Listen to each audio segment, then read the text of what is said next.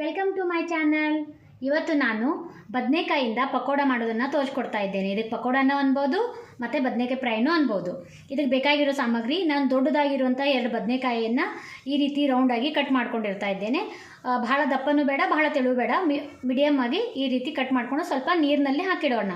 ಆಮೇಲೆ ಇದಕ್ಕೆ 1/4 ಲೋಟದಷ್ಟು ಕಡಲೆ ಹಿಟ್ಟು, 1.5 ಟೀ ಸ್ಪೂನ್ ಅಚ್ಚ ಖಾರದ ಪುಡಿ, ಅರ್ಧ ಟೀ ಸ್ಪೂನ್ ಉಪ್ಪು ಮತ್ತು ಬಾಂಬೆ ರವೆ ಅಥವಾ ಚಿರೋಟೆ ರವಾನು ಯೂಸ್ ಮಾಡ್ಬೋದು, ಮತ್ತು ಫ್ರೈ ಮಾಡಲಿಕ್ಕೆ ಎಣ್ಣೆ.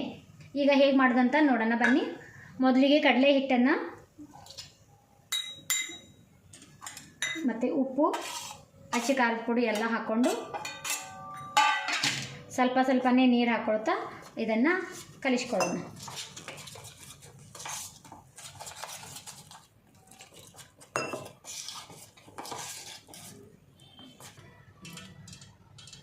ನಾವು ಕಲಿಸ್ಕೊಂಡಿರೋಂಥ ಹಿಟ್ಟು ಈ ರೀತಿಯಾಗಿರಬೇಕು. ಈಗ ಈ ಬದನೆಕಾಯಿಗಳನ್ನು ನೀರಿನಿಂದ ತಕ್ಕೊಳ್ಳೋಣ.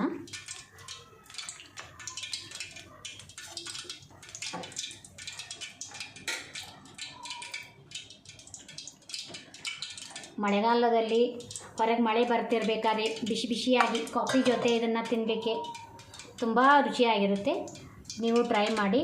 ಇದನ್ನು ಈ ರೀತಿಯಾಗಿ ಒಂದು ಸಲ ಡೀಪ್ ಮಾಡಿಕೊಂಡು ಆಮೇಲೆ ಈ ರವಾದಲ್ಲಿ ಹಿಂದೆ ಮತ್ತು ಮುಂದೆ 2 ಬದಿಗೂ ಮುಳುಗಿಸ್ಕೋಬೇಕು. ಅಷ್ಟೋ ತನಕ ಇಲ್ಲಿ ಎಣ್ಣೆ ಕಾಯೋ ತನಕ ಇದನ್ನು 4 ಮಾಡಿ ಇಟ್ಕೊಳ್ಳೋಣ.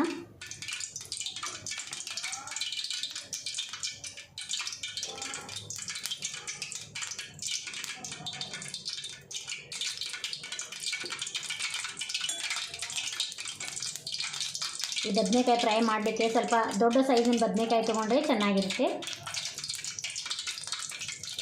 ಈಗ ಎಣ್ಣೆ ಕಾದಿದೆ, ಅದರಲ್ಲಿ ಫ್ರೈ ಮಾಡ್ಕೊಳ್ಳೋಣ.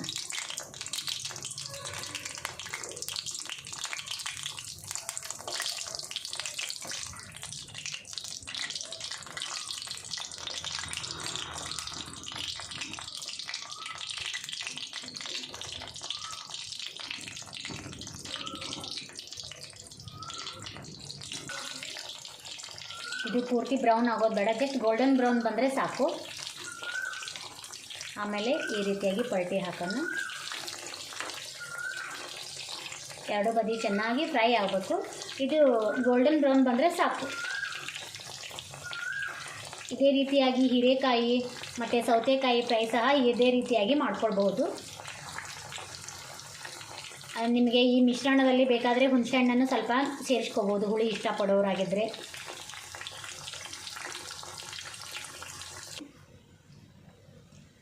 ಈ ರೀತಿ ರೆಡಿ ಆದಮೇಲೆ ಈ ರೀತಿಯಾಗಿರುತ್ತೆ. ಇದ್ರ ಜೊತೆ ಟೊಮೆಟೊ ಸಾಸ್ ಮತ್ತು ಪೆರಿ ಪೆರಿ ಮಸಾಲ ಹಾಕ್ಕೊಂಡು ತಿಂದರೆ ತುಂಬ ರುಚಿಯಾಗಿರುತ್ತೆ.